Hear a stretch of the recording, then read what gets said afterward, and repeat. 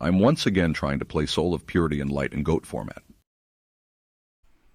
Hey everybody, welcome to another video. Grace here. I wanted to make this video about a tournament that I recently played with this absolute monstrosity of a deck, and I had a decent little run. And so I kind of want to talk about the tournament. I want to show a couple replays. I want to show one win and one loss. And I want to just talk about how this deck works and yeah, go through some replays. So I built this because, as you know, if you've watched any of my videos before, I love the cards Soul of Purity and Light and Freed. I think that they have some really cool synergies with a lot of the light monsters in the format, as well as I feel like they have great synergy with Return. And so I've worked on a few different strategies. If you've seen one of my videos before where I have a deck that kind of revolves around Soul of Purity and Light and Freed in a kind of light warrior build with Blade Knights and Sasuke's and stuff like that. And it's a decent deck, but I wanted to try something a little bit different, even stranger.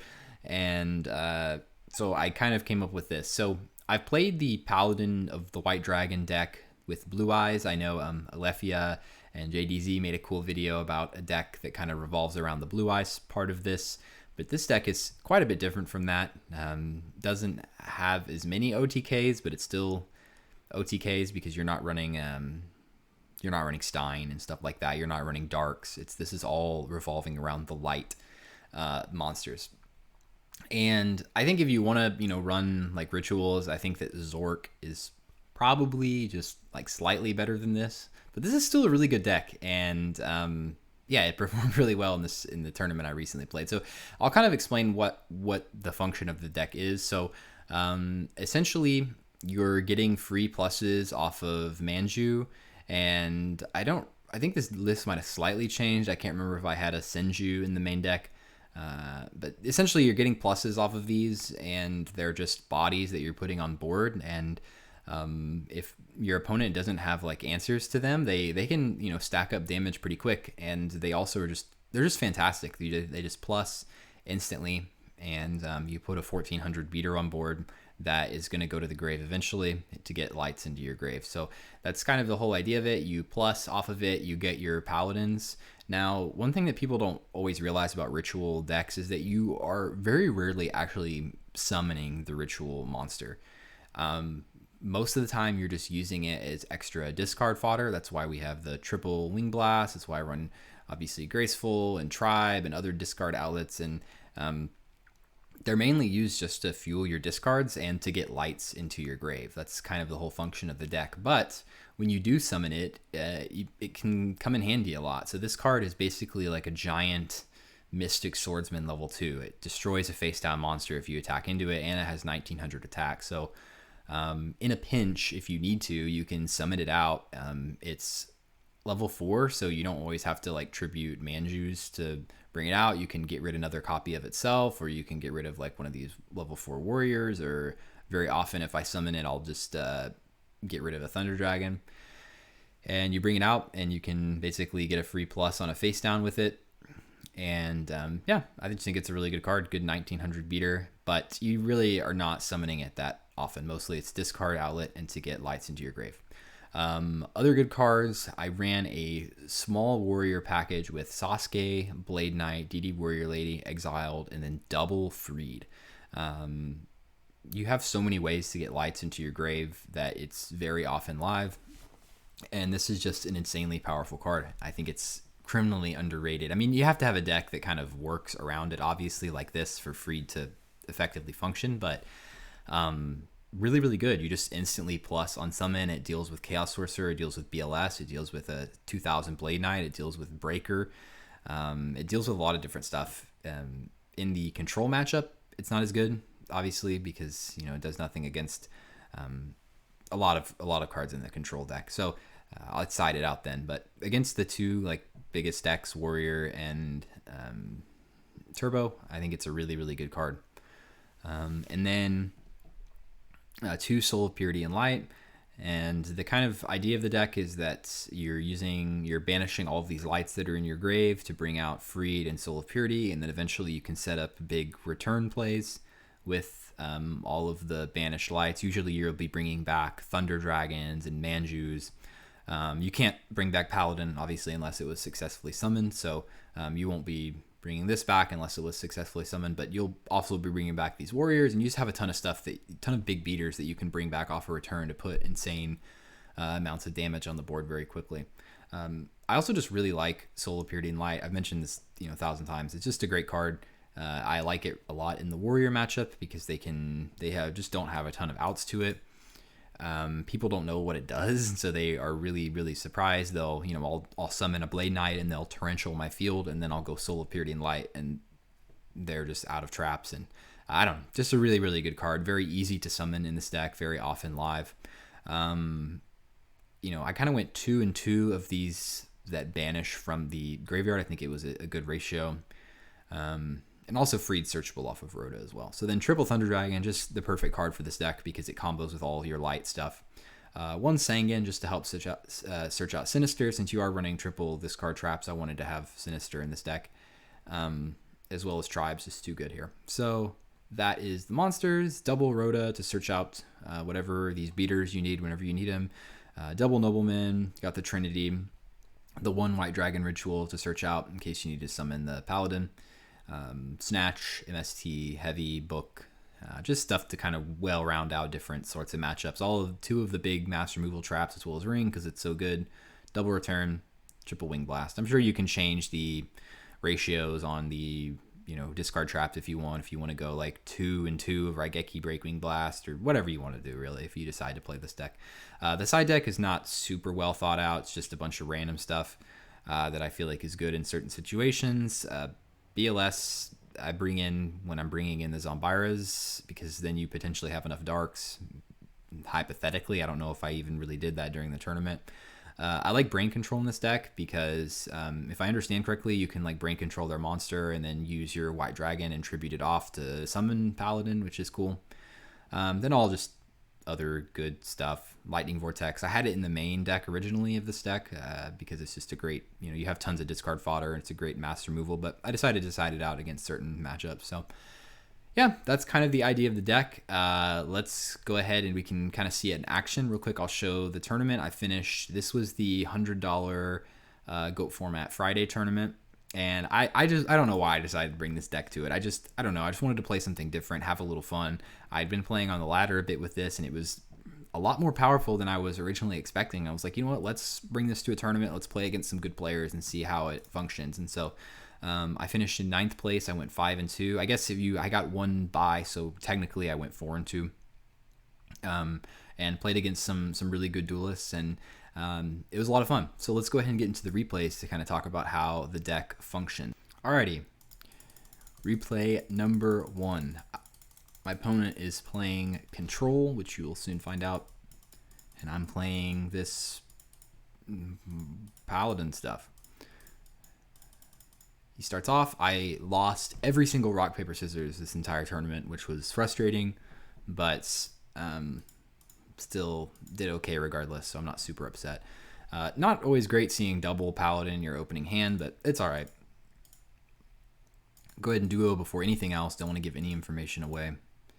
I don't really have an out to face downs regardless, so I won't go ahead and just swing in with DD Warrior Lady, hope that maybe it's like a Sangan or something. I don't know if that's 100% correct.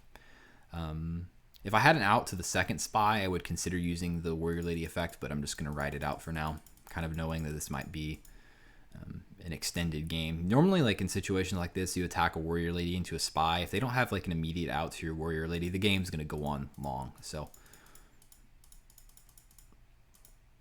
just switch Lady to defense. No point in doing anything else yet, really. He sets another, draw into Pot of Greed, which is nice. And then he originally had this first one set, and then he set another one later, so it leads me to believe that probably neither of these are chainables. So I go ahead and heavy. I don't know if that's 100% right, but whatever. He rings my DD Warrior Lady. We've drawn really well so far. Just don't have any answers to spy, essentially. I'm not going to set anything. End phase, just discard Thunder Dragon. He decides to swing in with both to get in the damage. So yeah, I need to make something happen here because I'm just getting super low. I'm just gonna die. I haven't drawn any traps, so I need to get some sort of presence established. There's a couple options of things I could do. I could like snatch, then tribute this for Thunder Dragon. Maybe that's best. Yeah. I don't know 100% what the best. I think probably I should have attributed this for Thunder Dragon, but I just want to.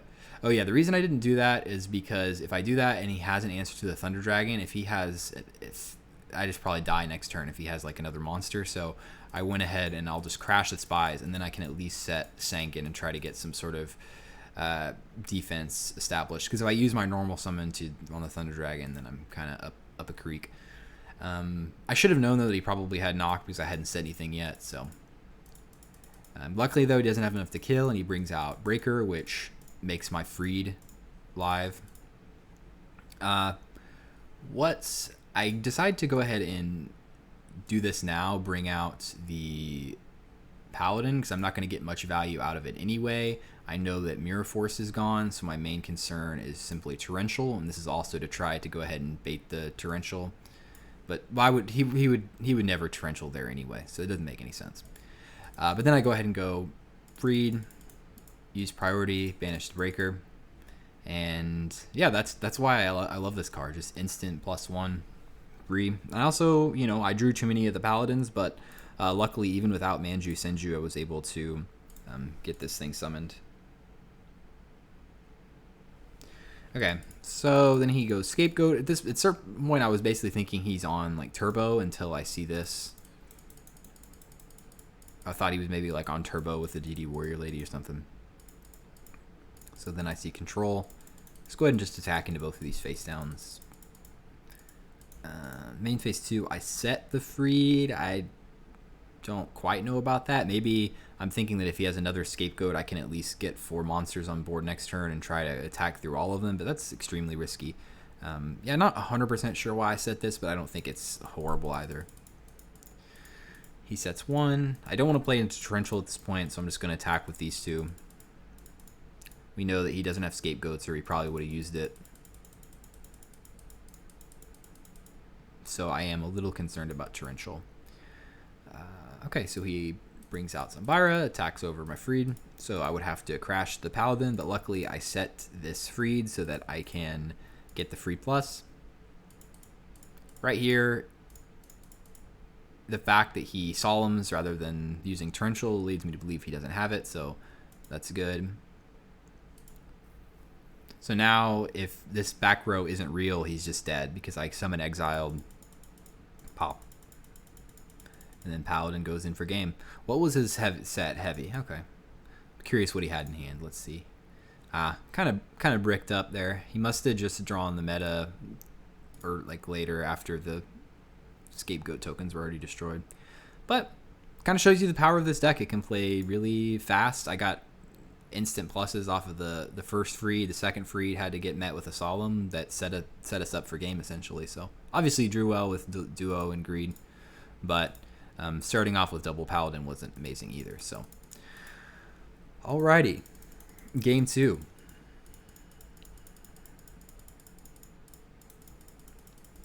I always love seeing Soul of Purity and Light and Thunder Dragon in my hand at the same time.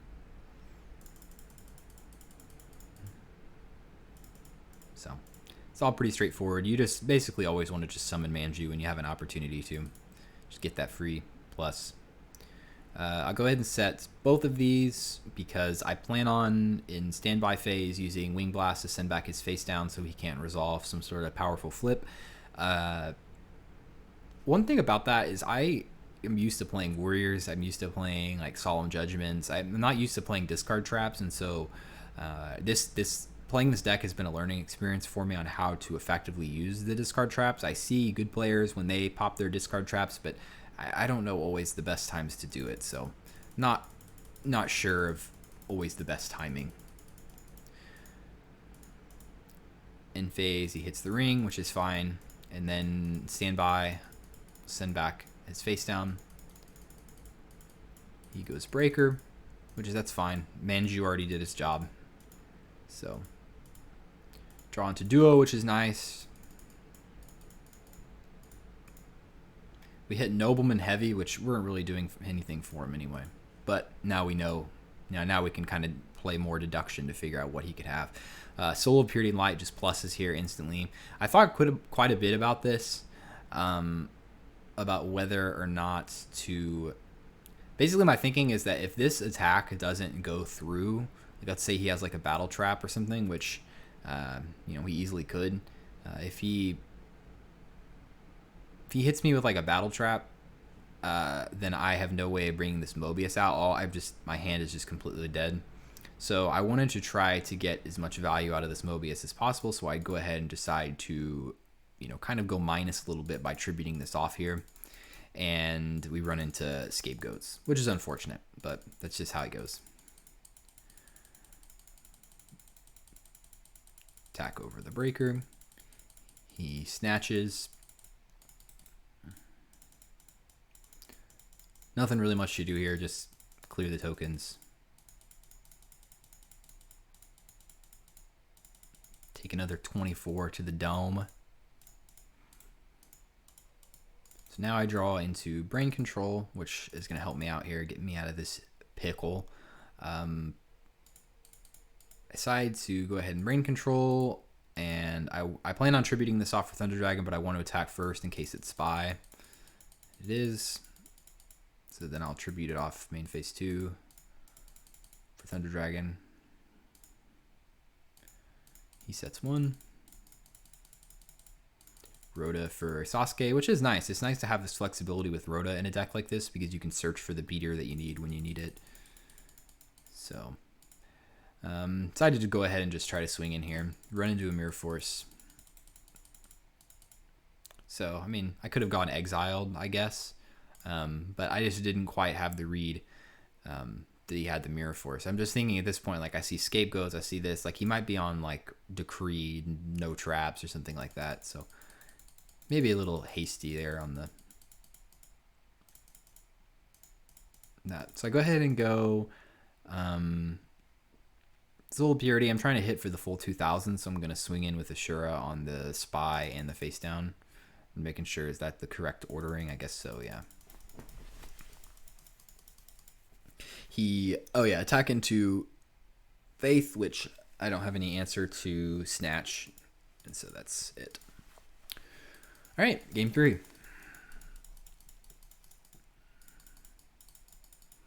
Like I said, love to see Soul of Purity and Light and Thunder Dragon in the same hand.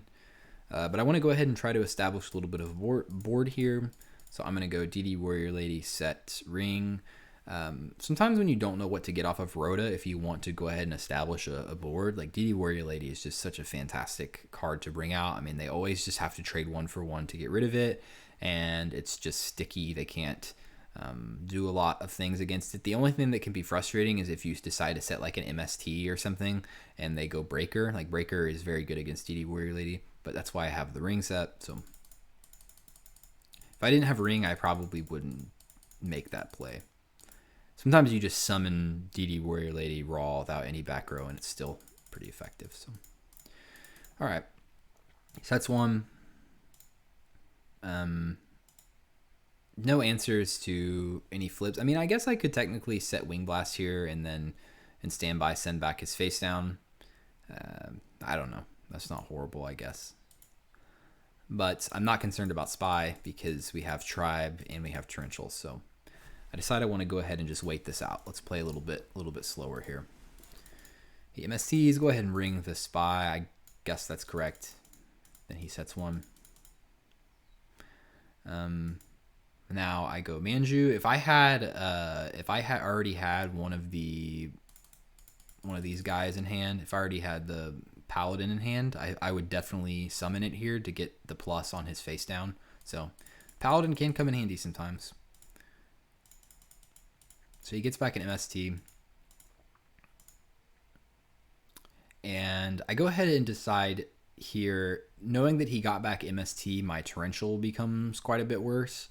So I decide I'll just save the tribe for later. I don't have to use tribe to clear these spies. I can just do it with the DD Warrior Lady. Okay, and then I kind of make the assumption that I'm just never going to summon the White Dragon regardless, and I need to make sure that my Torrential and Phoenix Wing Blast get full value, so I decide to go ahead and set it, hoping that he summons Breaker here. Because we plus off of this Manju regardless, so. And he MSTs it. Interesting. Goes Graceful. Breaker. So now I draw into another Manju, so I'm like, man, I wish I hadn't set that now because, but I don't know, it'd be a different game regardless. Luckily, I have Soul Impurity now. It's live. It's live anytime you want it, but I feel like this is a good time to bring it in. Go ahead and start getting aggressive.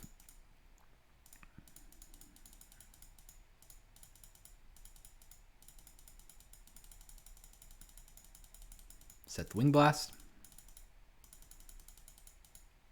Call the Haunted, the Exiled. No point in really doing anything here. I'm fine to... We already plussed off of the Soul Impurity anyway, so... He goes Blade Knight, which is fine. We've got the Tribe to deal with that. We've got Torrential to deal with that. So I go ahead and get my plus with Tribe. Okay, interesting. He decides to ring, and I went ahead and chained Book because I have the Wing Blast to protect it against anything that he summons next turn. Yeah, that's kind of my thought process there. And I don't have like another... I feel like I'm applying a lot of pressure right now, and I want to keep the pressure up by keeping the Tribe on board. I don't always, do something like this. Most of the time I let it go through, but I feel like I'm in a good spot to keep applying pressure, so... I'm still a little confused by like what the build is. It's like he sided into some... I don't know if he sided into the Blade Knight or if it's been in the deck, but it's just a lot of... I mean, it's a lot of good cards he has in here, but I'm not sure about what the, hard to make reads, essentially. So then he goes Blade Knight. I thought about going Torrential. This is not a good play, I don't think. I went ahead and Wing Blast, sent back his Blade Knight. Yeah, that wasn't great because I'm still dealing with the next turn anyway, and I don't have enough time to put damage on board. But luckily, I draw into Freed, which is going to be really, really good because I'll get to keep my Torrential. Yeah, I'm going to lose my Tribe, but it's not the end of the world because now I've got the Freed to deal with it. And of course, I draw into Pot of Greed as well. Very good. Return is really, really nice here based off of what I've got banished. Go ahead and go Freed. Get that free plus. Hit in for 17. Set the return. We're pretty much just trying to set up a game shot here. He goes Zombira. I could Torrential, but no point yet. Let's just save it. For some reason he has all the answers to my return play. Let's just keep the Torrential for later. There's no need. Because I already have a DD Warrior Lady banish, which can help deal with the Zombira. So, yeah, I don't know. Maybe Torrential there. I'm not sure. Regardless, I go return, bring back everything. If he doesn't have an answer to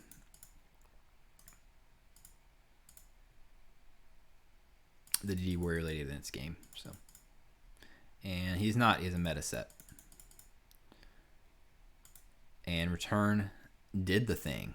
Freed was amazing in this game. Really, really, really good. So that kind of gives you... I think this match really, really gives you a good idea of how this deck can go. Obviously, I drew well. When you have the cards going your way, I mean, any deck can work. But this kind of shows you how the strategy plays out. I think it's a good example. All right, on to the next replay. I'm playing against Rabid, GOAT format War League champion. Fantastic warrior player. Always an honor to get to play against really good players. I always enjoy it. So, yeah, we'll go ahead and get into it. I don't know what he's on. I'm kind of making the assumption it's warriors. Yeah, go ahead and Interesting what I decided to do here. I think in a lot of situations I would probably go like Manju first to thin out my deck before I Pot of Greed. Obviously, you want a Thunder Dragon first. I think it's because I wanted to see what I get off of Pot of Greed. That might sway my decision in whether or not I'm going to summon Manju. If I draw into like a Nobleman, then I will summon Manju. But if I draw into like a Blade Knight or something, then I'll probably summon that instead, or an Exiled or a Rhoda, because I'm not sure what he has set. First turn, like I said, I'm not 100% sure what he's on, so I'm going to go ahead and just try to get the plus with Blade Knight. If I run into a Spy, I'm not too concerned because I have the Torrential. So he books it, which leads me to believe it's some sort of valuable flip. So then stand by, go ahead and send it back. He summons Breaker. Gets the free plus. See, at this point, I really don't have an answer to Breaker yet, but as long as I don't get just run down, there's plenty of time. Interesting that I decided to not go Manju here. Yeah, I'm not sure. I think either of these options works. Luckily, he goes Mystic Swordsman level 2 instead of Knock. So I thought quite a bit about what to search here. I thought about maybe like getting another Manju. That doesn't make any sense. I don't know why I do that. So I decided to go Exiled because, Exiled's really good here if he doesn't have an answer to my board. And the fact that he... I don't know. I don't know what I was going to say. Drawn to Heavy, which is really nice because this just allows me to just get a 2-for-1 with Exiled. Never not take that against Warrior. Then just set the Torrential. We're up a card and a half, essentially. So now I go ahead and go Manju. This in situations like this where they don't have like an established board, Manju is just so good. It just gets on the board, gets that free plus, and you're putting 1400 damage. Sometimes they have to like deal with it as well, which feels really nice when they have to waste resources on stuff like this. He had set a Heavy. He goes Blade Knight. I just really like this because you force them into situations like this where they feel like, all right, I attacked back over the Manju. There's no way that Paladin's relevant here because the Blade Knight's at 2,000. And then you just Rhoda for Freed, and it just doesn't matter if you're setting up your return. Solemn here could be bad. If he had Solemn, that would be tricky, but I could always just Freed again because I have 2 of them. So go ahead and do the thing. We're setting up a really nice return. And then I will set... I don't want the return to get... I'm assuming he's probably running, Dust Tornado or something like that. So I don't want to get hit by an in-phase Dust on the return. So I set the Nobleman to try to take the 50-50. Though I do realize this plays into Zing pretty hard. Luckily, he does not have it. And he doesn't Dust Tornado either. So he goes BLS.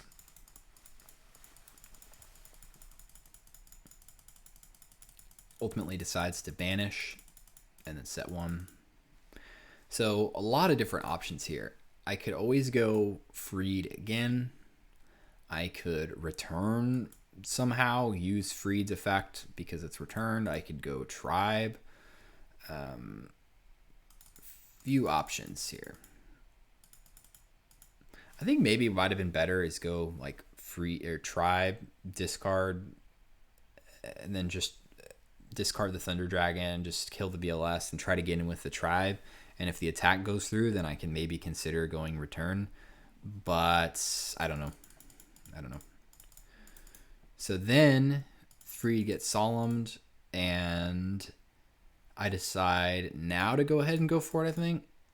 Yeah, this is a little bit risky. This is kind of making assumptions about what his back rows could be. But so far, I kind of have the read there's not a ton going on here, especially because the Solemn was the newest one set. So go ahead and bring it all out. Go ahead and use Freed's effect. And then just swing in. Let's see what happens. And he had nothing. He had a Nobleman and a Mind Control. He bricked pretty hard there on those. But the deck did its thing. It did exactly what we wanted to do in a game like that. So nice to start off 1-0 up against a good player like Rabid. He's gonna side accordingly, though. This is one thing that people do is they don't quite know how to side against this deck. They'll keep in their Nox. They'll do all sorts of weird stuff. We get Dust Shooted. Really don't care too much. We have such a good hand that it's not super relevant what he sends back. So now I go ahead and do this, trying to thin out the deck, and then Pot of Greed. Just drawing pretty well. It might be nice to have like some sort of, trap here, but that's all right. So he Dust Shoots again, sends back Warrior Lady.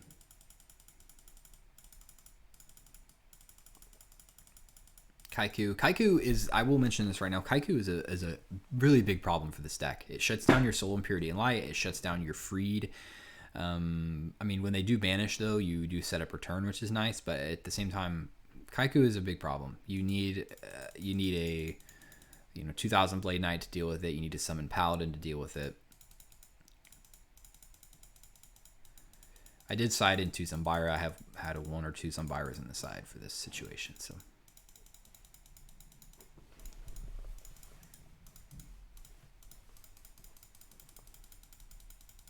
Our Wing Blast gets hits. I don't know. I go ahead and bring out Freed here. Yeah, I think the better play is to hold on to Freed, Rhoda for like DD Warrior Lady.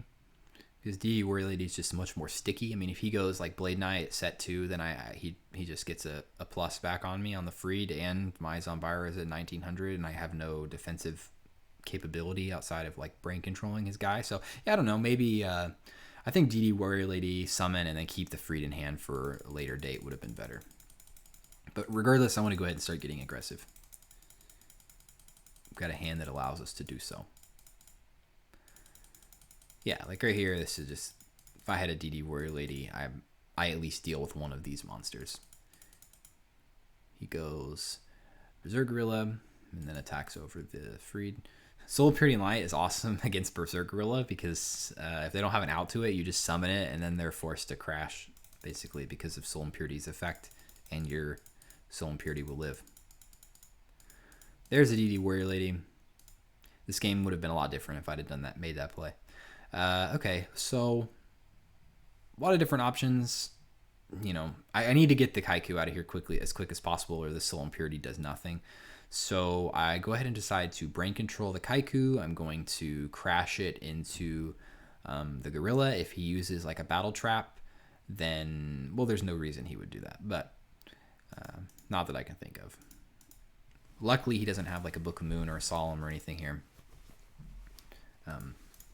And if he goes like Mirror Force here or something, I'm not too upset because then I got rid of the Kaiku. Then I can go Soul Impurity and he's forced to crash with Gorilla.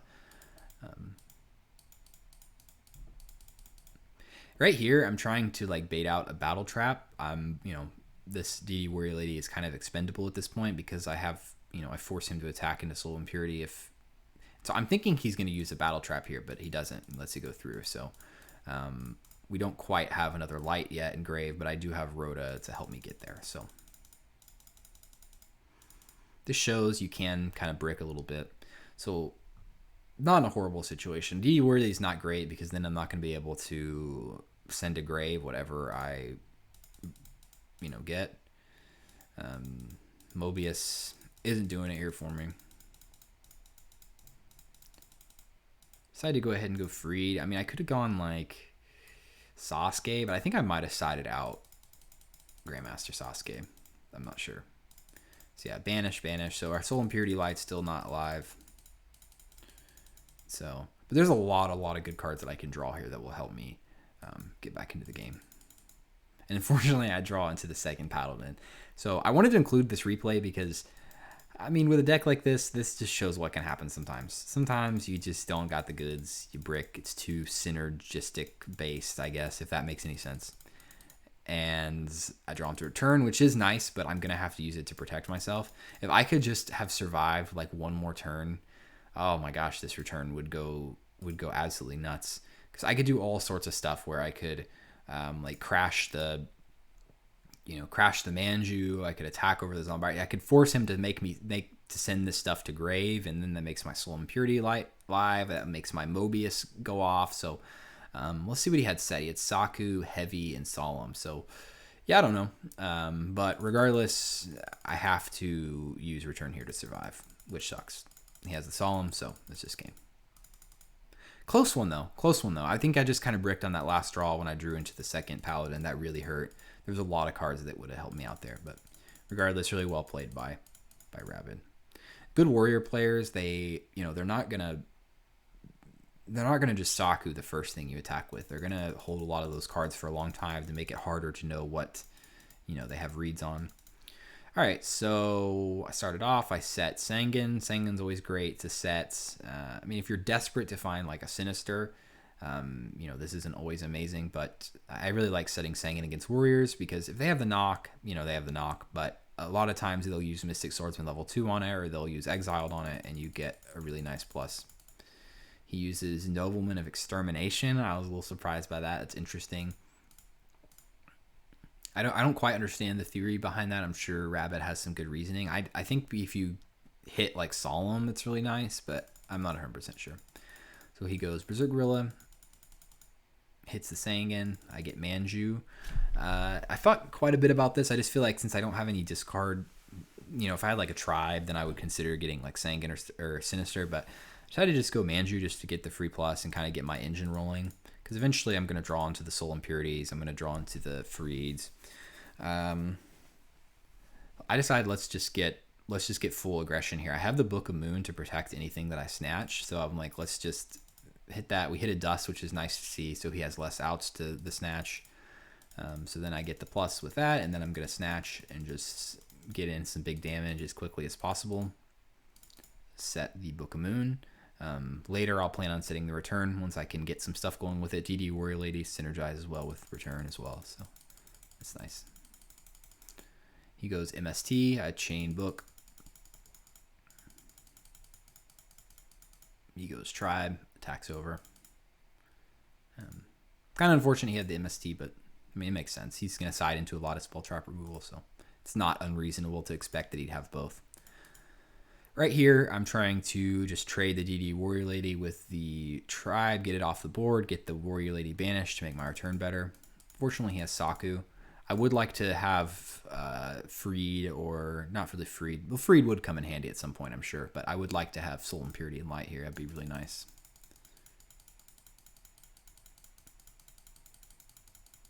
Go ahead and set the return. I don't know if I need to set this there. It might be a little preemptive. But if I draw like Soul Impurity and Light, I mean, I could potentially set some sort of like game shot up. So I don't know. Sets one. Mobius doing absolutely nothing. Hoping to find a lot of good cards I could find. I could find a Brain Control, any Trinity, obviously. Any monster essentially is really good here because, yeah, any monster gets over this and gets me closer to Manju. So there's a lot of things that would help me out here. So yeah, there we go. Draw Manju, which will get me White Dragon. This isn't ideal, but I'm going to go ahead and make this summon now. Which I didn't necessarily have to do this. I could have done this next turn and then went Mobius with my normal summon to, get the free Mobius out in one turn. But this item's going to go ahead and try to keep up the aggression here. Run into a Mirror Force, which is unfortunate. And now I'm kind of in trouble. So take the 16. Tribe. Not a good one to find. So yeah, there's a monster that I didn't want to draw. Just not a good combination of cards in my hand at the moment, which that can happen with this deck. He goes Kaiku, which puts me in a world of trouble. Though if he like banishes my stuff and makes my return live, I just need him to banish DD Warrior Lady so that I can actually deal with the Kaiku, and he does not. He banishes Light and Dark. Freed would be amazing here, but he has Kaiku. So like I said, Kaiku hurts this deck a lot. So I just need to make something happen. I have not a ton of options. So I decided to go ahead and do that. My only hope is that he like crashes or something, but he goes Snatch, and that's just game. Because even if I return... no, it's not game. Excuse me. So I have to return. Again, I'm forced into a position where I have to do that. It's unfortunate, but... And I brick and draw Paladin, which sucks. So, and that's just game. I wrote it. I'm trying to think, is there anything that's going to get me out of this hole? And there's just not. So, GG Scrabbed. Really well played, obviously. Great duelist. And that was a fun match. I feel like I just bricked there at the end. Games 2 and 3, drawing into like Paladins at the wrong time. Just didn't draw the right cards that I needed to. But then again, like that happens with a deck like this. That's just the nature of the beast. But sometimes you draw what you need. And if I did, draw a little bit better there at the end, there's a chance I could have won this match. But regardless, I had a good time playing this deck. I think it's really fun. Try it out yourself if you're interested in bringing a little spice to the table. I don't think it's the best deck in Yu-Gi-Oh, obviously, but I think it's surprisingly effective, surprisingly potent. Yeah, it was really fun. I'll continue to maybe update this list in the future if I find things that I think are better. But just wanted to bring this fun little idea to the table and post it on YouTube. So for you guys of you that made it this far into the video, thanks for watching. I appreciate it. I hope you're all doing well. And until the next one, bye.